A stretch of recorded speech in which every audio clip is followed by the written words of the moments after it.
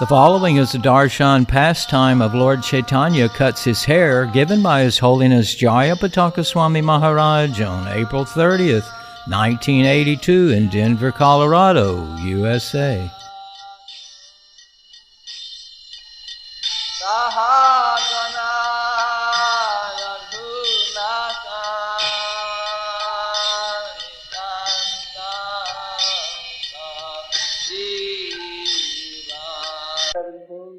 Chapter 30.4, Srimad Bhagavatam Mahapuranam, the activities of the Prabhupada.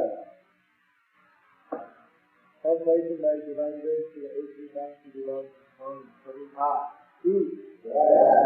The Lord then blessed all these Prabhupadas, saying, my dear attention, by my mercy we can enjoy all the facilities of this world, as well as the heavenly world. Indeed, we can enjoy all of them without hindrance, and with full strength, for one million celestial units. Before us, by the divine wisdom of Prabhupada, the duration of life prescribed for the Prachetas by the Supreme Personality of Godhead is calculated by the time measurements of higher planetary systems.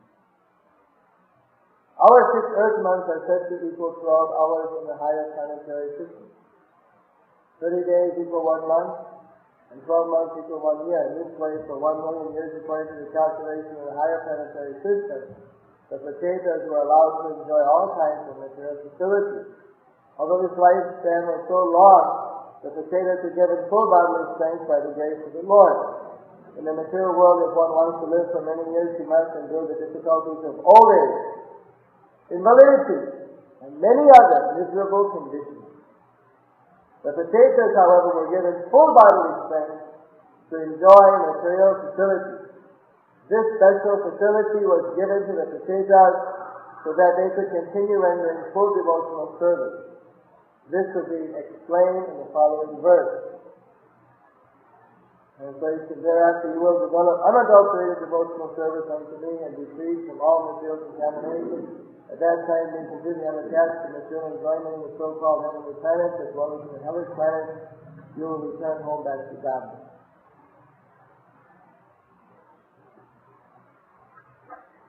So,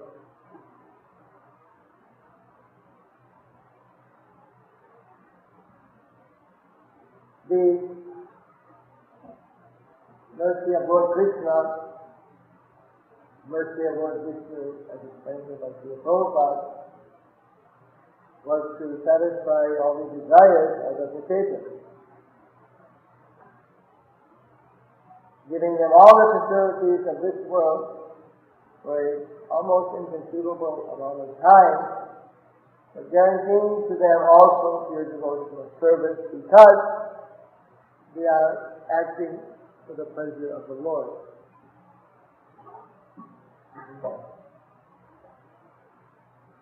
Actually, if a devotee has some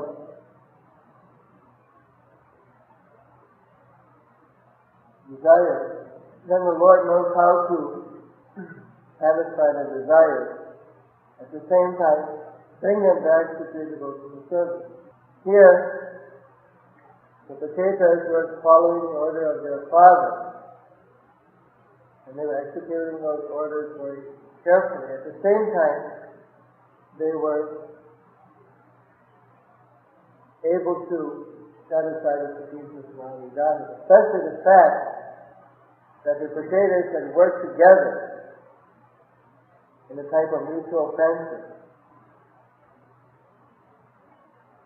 That was something which gave Krishna especially a great pleasure.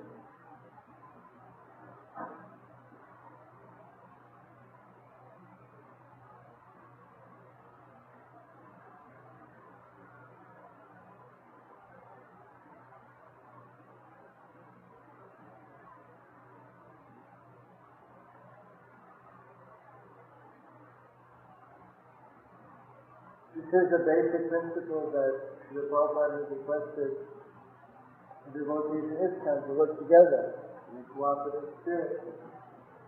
Just as we see that the partakers have worked together for the purpose of performing the sacrifice. Actually, the Sankirtan movement of Lord Caitanya is meant for many people working together. It's not possible to have a full kirtan without, you have to have a kartal player, and a mridanga player, and you have a lead singer, and the followers, and so many different parts and parcels to that Sankirtan. So it's a cooperative effort. So everyone has experience and someone doesn't sing in time or clap in time, and someone out of space. So it's a little bit of distraction. The point is, it's not meant for concentrating, for cooperating, but this type of a team effort, so many individual souls working together on the same frequency, on the same wavelength of cooperation, is something very beautiful. And so therefore one gets multiple benedictions. So the potatoes, they're working together like that. In the time of Lord Caitanya, although there were so many different spiritual masters, so many different devotees, there was not any other consciousness than that it was one movement. There wasn't any divisional consciousness. And in this way, everyone was simply trying their hardest to push on the Sankirtan movement of Caitanya Mahaprabhu. We see in the lives of our previous acharyas that Dukhi Krishna Das was sent to Vrindavana by his spiritual master, his initiating guru, Sridhar Chaitanya Das, the disciple of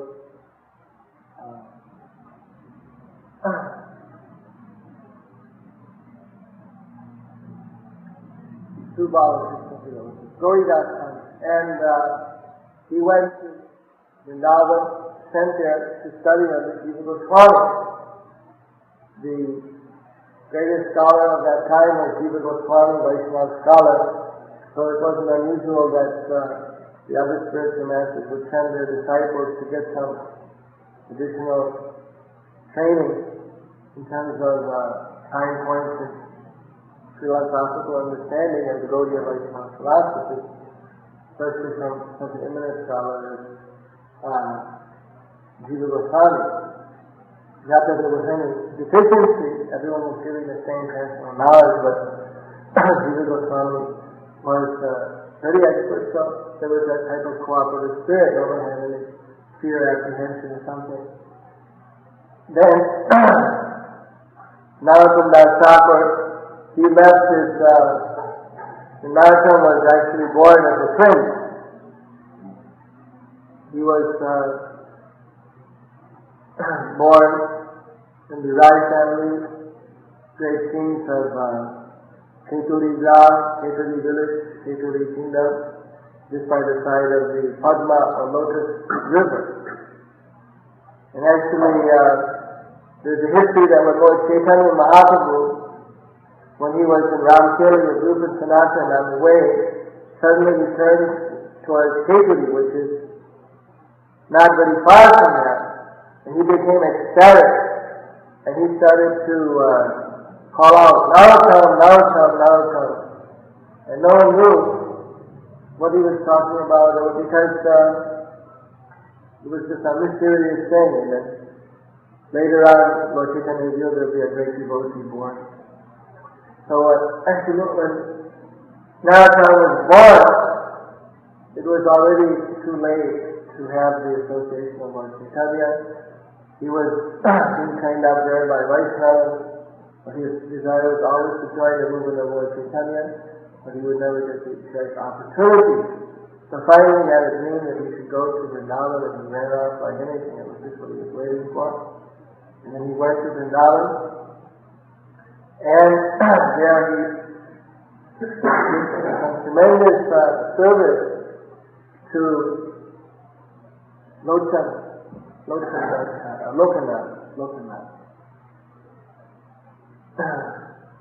So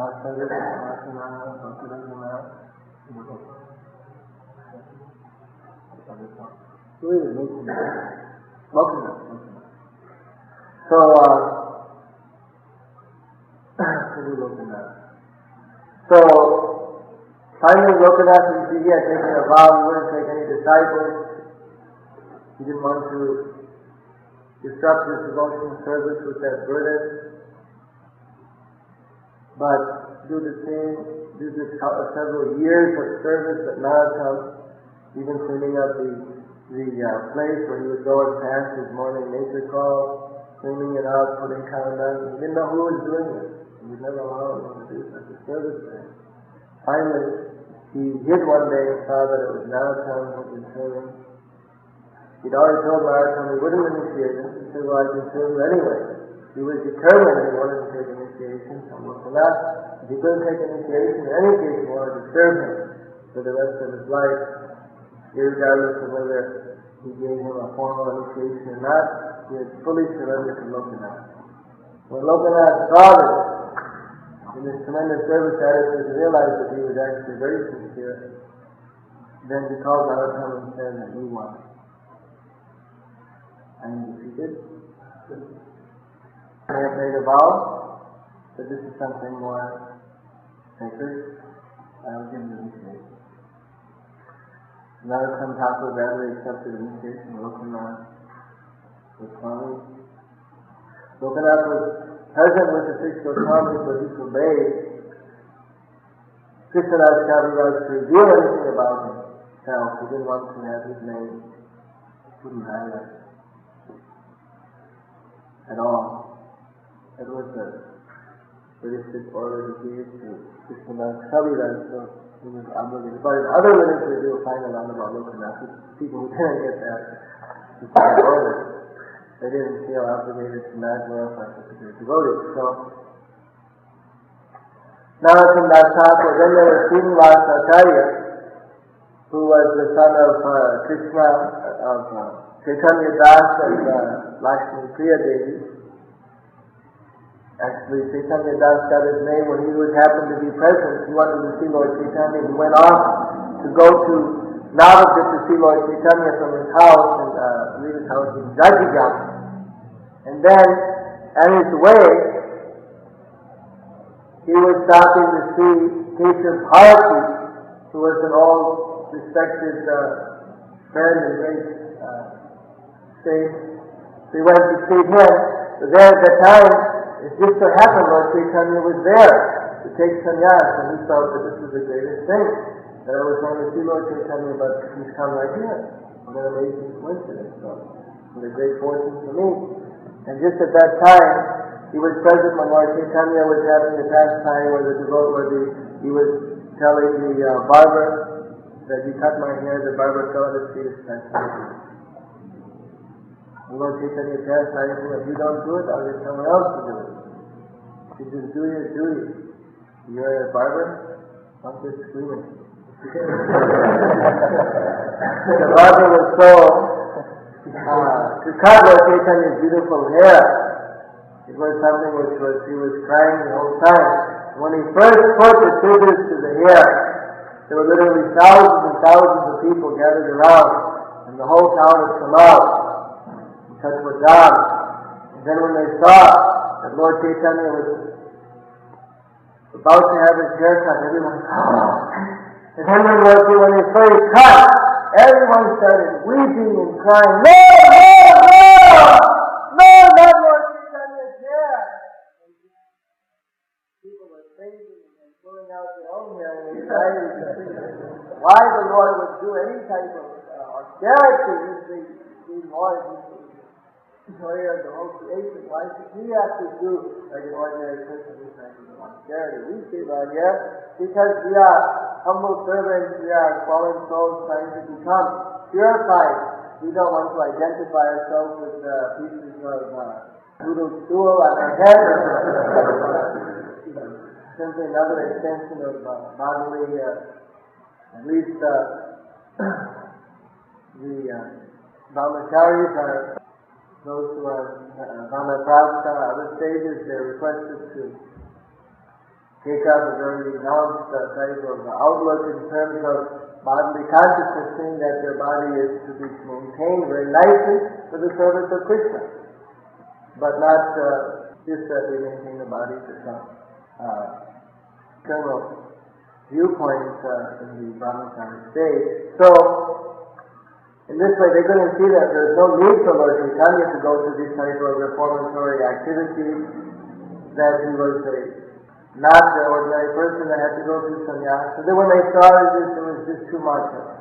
The men and the women, they were crying and weeping, and it was a very great, painful situation. Then, when Lord Chaitanya was about to take initiation, he asked Krishna Bharati, after he went to the bathroom again, just came back, put out his sannyasi robe, asked Krishna Bharati, do you know the mantra that one is supposed to get in sannyas? And then he pulled it over and told the mantra in Krishna Bharati, you're initiated. Actually, Krishna Bharati is a real sense the disciple of Lord Chaitanya. That same mantra, Krishna Bharati gives back to Lord Chaitanya, like taking the Ganges water and giving it back to the Ganges. Because Krishna Bharati knew that Lord Chaitanya was in this position, why should he give an initiation?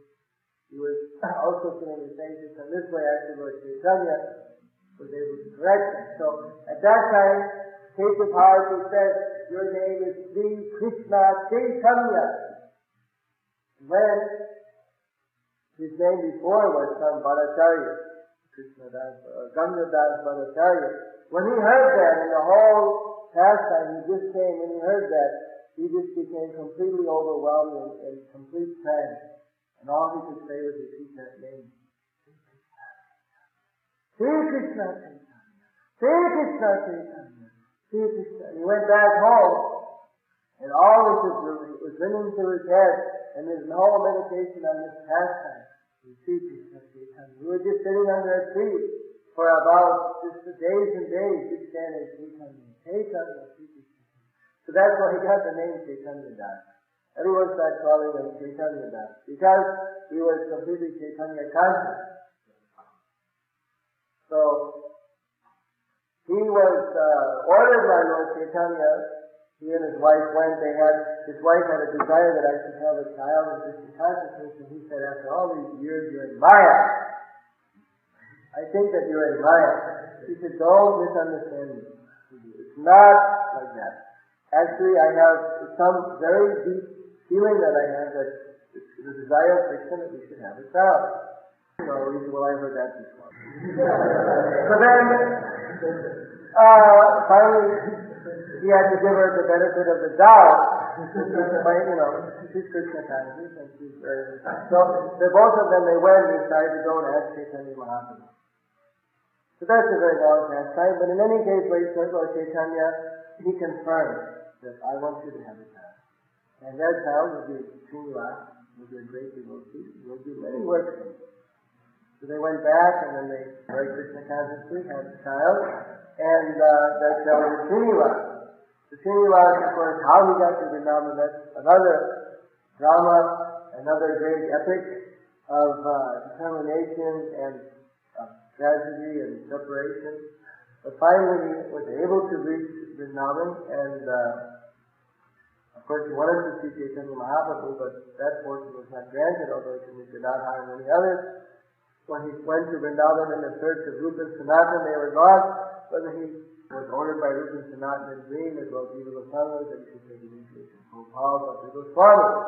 So, in this way, different ways and different means, the different acharyas, they had reached this place, they were contemporaries. Dukkha Krishna Das became Shyamananda Pandit because he became so much in love with Shyam Sundar, form of the Lord, and wonderful worship for Lord Shyam Sundar, that he became known as Shyamananda, one who gets great pleasure from worshiping Shyam.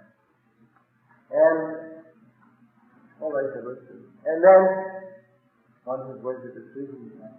Then they had Shyamananda Pandit. He was Pandit because he was very expert in understanding Krishna conscious philosophy. Narottam Das Thakur was given the name Thakur or Mahasoy because of his great Vaishnava quality. These names have some significance. They weren't taken up. No one took on the name that, you can call me from today forward, everyone will call me Thakur. Or from today forward, you call me as Pandit, and so on and so forth. These were given by senior Vaishnavas. They're given by devotees, or by the assembly of devotees in recognition of some specific quality or some specific activity that a person is doing. Narottam Thakur was given the name Thakur in his own presence because of his, people used to call him Thakur Mahashoy, because of his great poetic ability for expounding Krishna conscious philosophy, and always used Krishna. He was, although a prince, he could have ruled over a kingdom, he was the crown heir, because he didn't rule, therefore his uncle took over, Santosh Rai, I believe his uncle, and his great history of Narottam. Similarly, Srinivas was given Acharya because he was able to speak on the Bhagavatam so expertly that the senior Vaishnava said that he's Srinivas Acharya. He's speaking perfectly on the Bhagavatam, and he's speaking by example.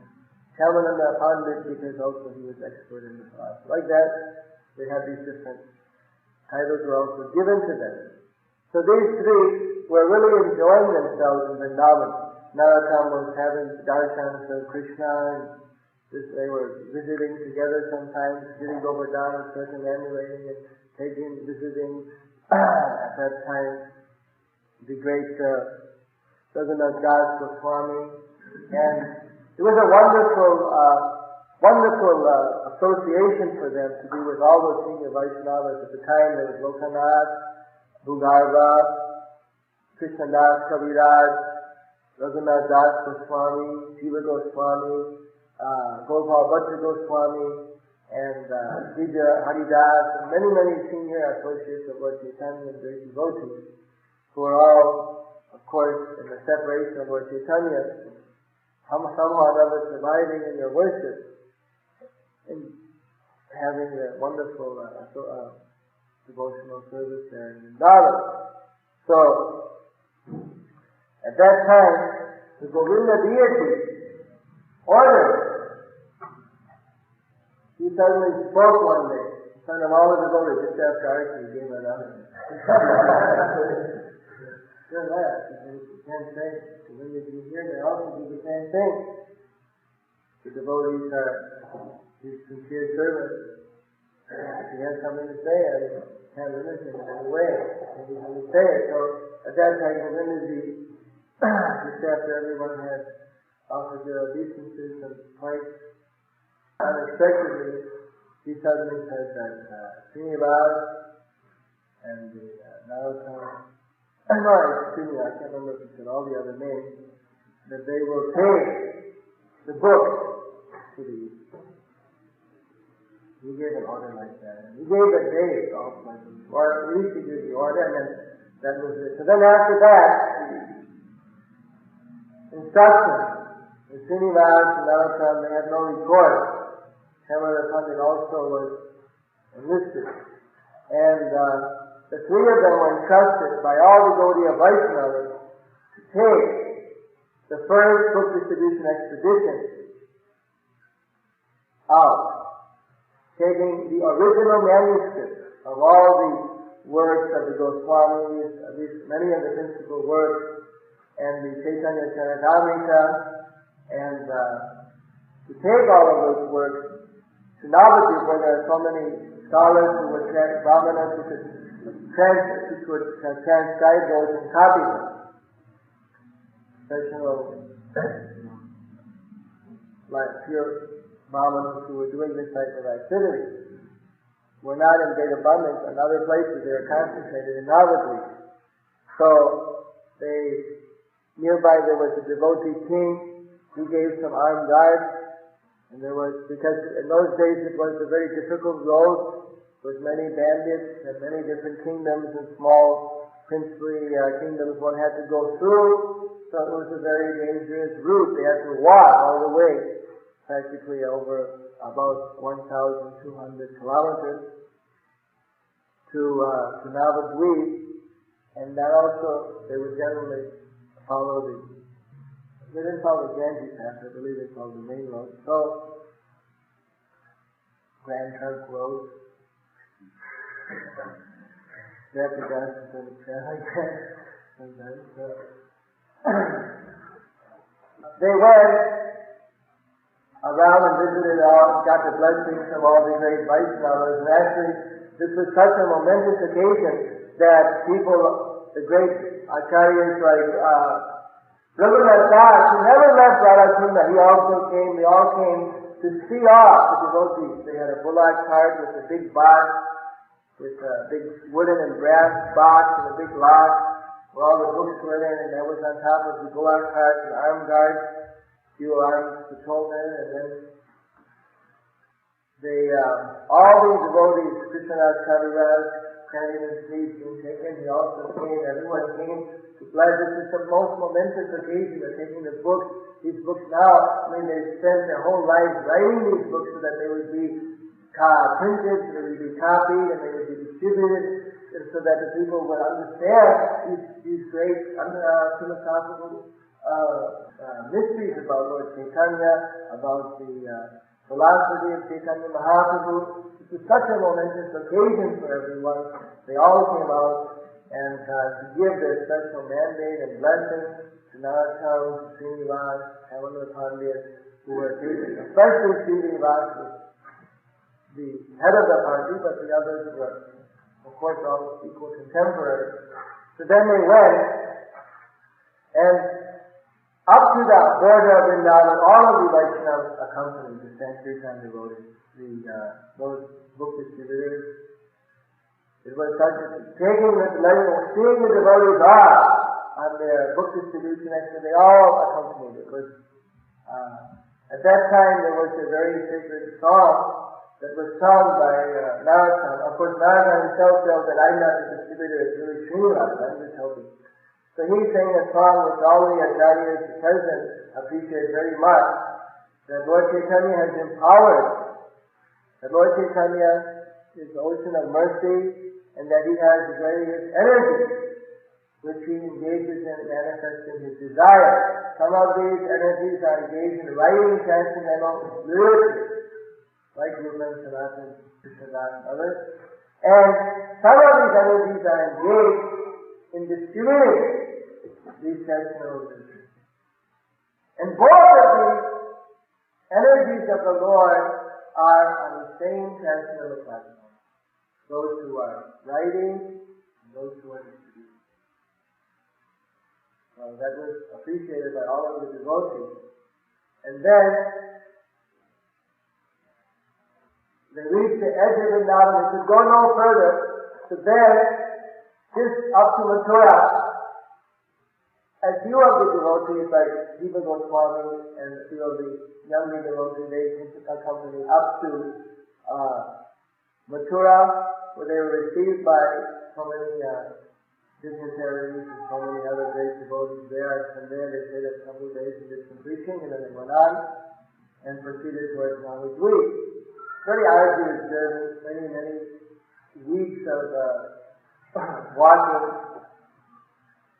So somehow or another they crossed over the plains of what's known today as Bihar, came into the luscious green of Bengal, and they're very happy to be back in Bengal because it meant that they were getting very close to Navadvip, very close to the fulfillment of their mission, where they could get the books printed, and then from there where they could actually distribute them.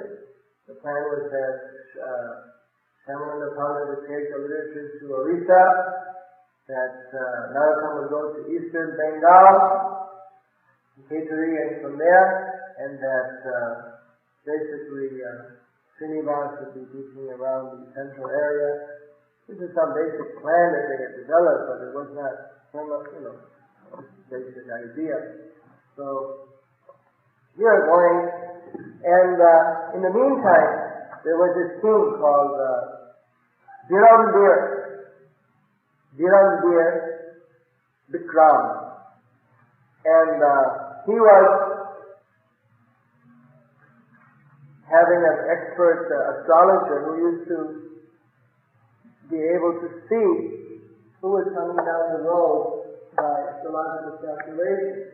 And then he didn't have a very rich kingdom. He was a sub-king under the Hussein Shah dynasty. It was in the jungles, more or less, of Mola Vishnupur, of Bankura. Of course, it was quite a big kingdom, but there were so many people going by, he felt that he should augment his treasury. So he had a band of secret servicemen, intelligence agency, and they were, like the Green Berets or something. They would go out there at night time as the midnight raiders. And according to the astrological calculation, they would raid travelers going by and as thieves, but they'd actually come and give all the booty to him, and he would pay them, reward them accordingly.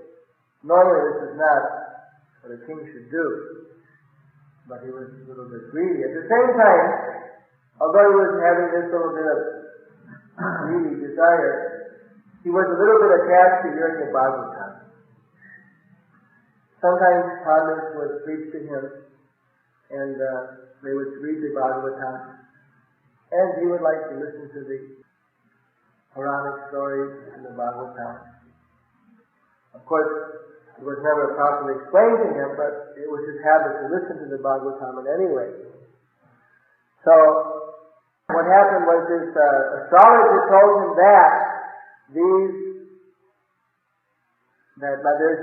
the most valuable treasure. There's this party of men, and there's a box, and this box contains the greatest, more priceless jewels, priceless treasure. And they're not very well protected. So then, the king became very excited that this is very lusty. Go out and get this, don't spill any blood during the night. Just take the treasure and bring it back, and I'll reward you. So then they went there, and here, there were a few patrolmen dozing off, and the devotees were taking rest, and just in the middle of the night, they stole the box of books, took it back to the king. The king saw the big box, with the big brass and the whole thing. He rewarded all the men. They all hadn't opened it then, gave them the money, put it in the back room, and he went,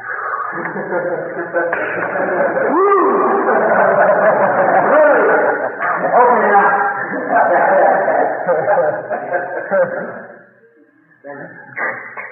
There's a while he laughed. He was really getting, open it, don't waste so much time. How do you wait? All the jewels, just giving them a few chips for the midnight raiders. A couple hundred gold coins. So, opened up the box.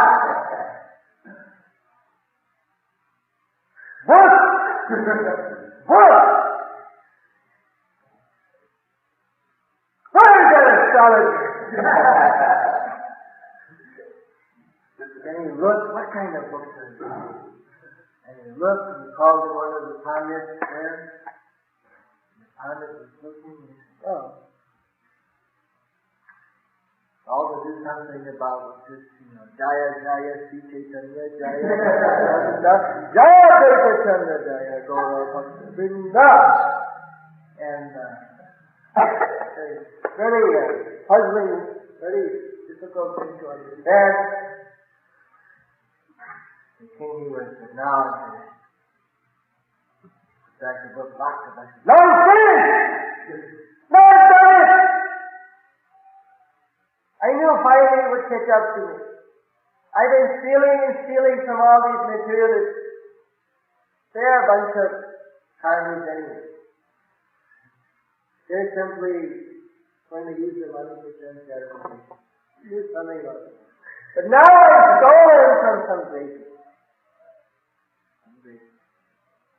They're religious books. That means in the aparada, sin I could somehow never get out, but how I'll get out of this affair? Not whole thing is finished, everything is finished. I've done it. I've really done it now. So, he was very, very happy. He sent out special emissaries. You must find whose books are these. Whose books are these? I have to collect it. In the meantime, Narottam, Srinivas, Shamananda had been empowered by all the great Vaishnavas, the previous Acharya, everyone. They woke up and looked. No books. Where are the books? Where are the books? They just went mad. They couldn't believe it. They looked everywhere. They just were beating their heads against the ground and the trees. They were just thinking of their spiritual masters and the great Vaishnavas and their great responsibility. How they failed. They didn't know whether to just immediately commit suicide or what to do. They were just completely, they had to find these books. That was they finally, they had to find, they looked everywhere. Around them, but they couldn't find. So, Srinivas finally, ultimately this was my responsibility. Because he saw the others were practically about dead in the anxiety. So listen, you go, and you go to Arisa Shamananda, you go to Chituri, I'll send you information. As soon as I find the books, I have to find them. So it's no use of all three of us not doing any preaching. We've come so far, I will get the books. Don't worry, just no need for three of us to go and start to preach. And as soon as I get the books, I'll get them copied and I'll send you information. And don't worry, I'm sure that when Govindaji has given his order that this is some special desire of his that we've showing us how fallible we are and something we have to depend on his mercy. I know you'll find the books. So he comforted them and sent them out, but himself he was in complete anxiety. He was looking everywhere. So someone told him to go to this king. Biram Vyavitram. So, in the meantime, the king was in complete anxiety. He couldn't find these owners of these books anywhere. And he was sitting listening to the Bhagavatam one day, and Srinivas Acharya came in, and they were giving some explanation, some kind of point explanation on the Bhagavatam, and Srinivas came in and heard that and said this is not bona fide or something like that, And then you just don't watch it for a king's courtroom and then kind of call out the king's guru as being bogus, just in front of it. It's one of the things that one would be very careful about doing, but it just suddenly struck Srinivas so heavily. He very politely said it that this is very nice, but I don't find that the Bhagavatam is I forget exactly how, but he very politely did it, but the king's pundit took a great offense. And so then immediately it was put on the line that, all right, so then you explain it. And if he hadn't been able to explain it, probably he would have found himself lighter, a few pounds.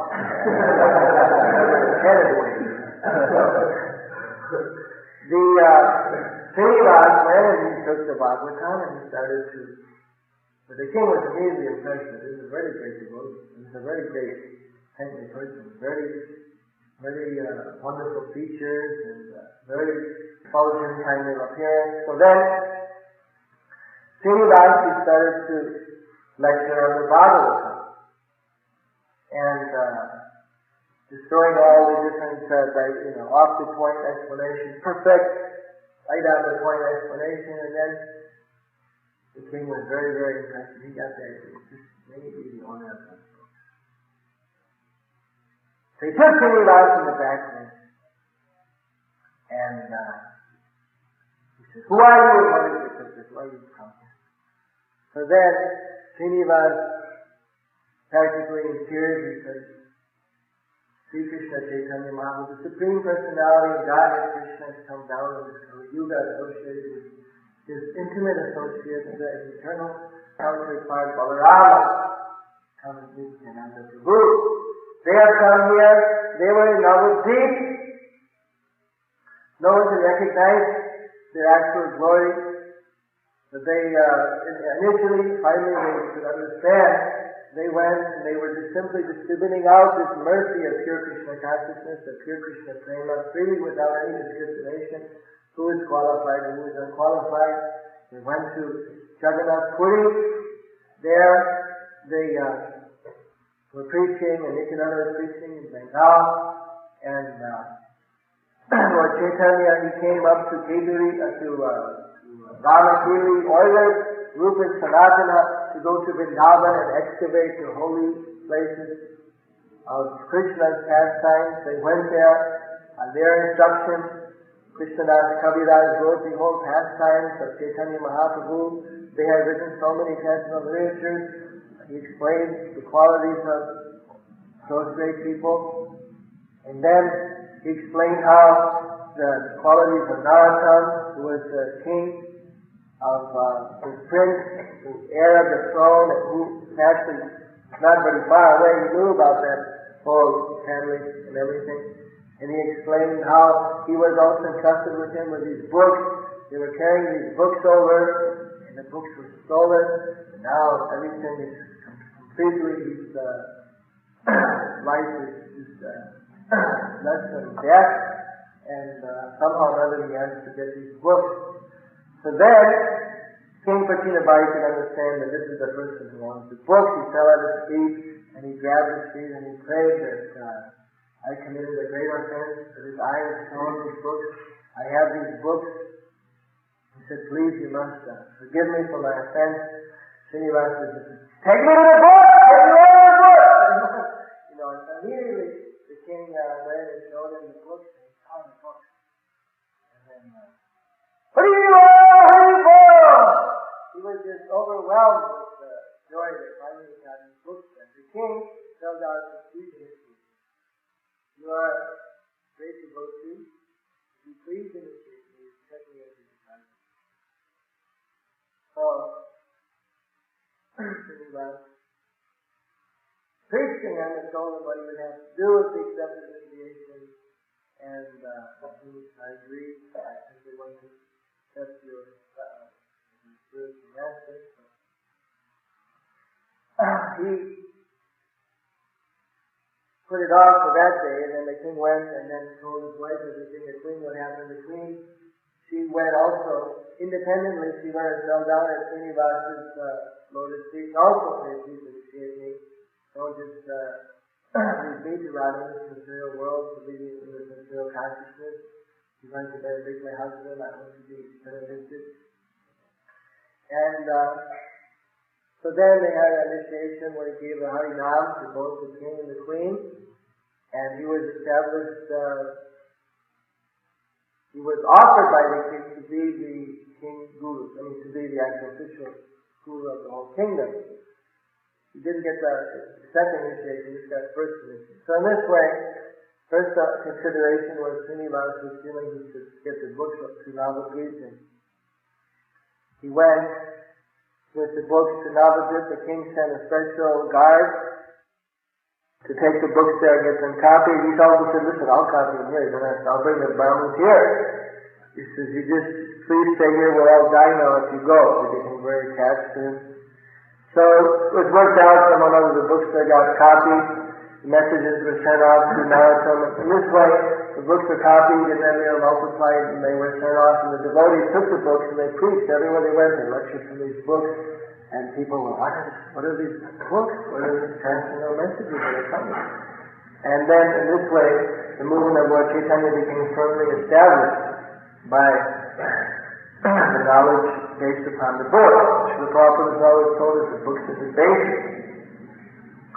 So you can see that how there was a complete cooperative effort in the movement of Lord Caitanya, and because of that, the preaching in different parts was going on simultaneously. There wasn't any kind of feeling of any separation. By Prabhupada's mercy, this has been established also in the International Society for Krishna Consciousness, that this mood of cooperative, friendly spirit of pushing on the movement of Caitanya Mahaprabhu without any kind of materialistic envy which is there in the material world. And that is a great glory. So as long as we continue in this type of mood, as is exemplified by our previous acharyas, for preaching the movement of Chaitanya Mahaprabhu, distributing the literatures of our previous acharyas as well as our books, this will guarantee the special mercy of Radha Govinda, special mercy of the previous acharyas, and there's nothing more that we could desire, nothing more that we could achieve.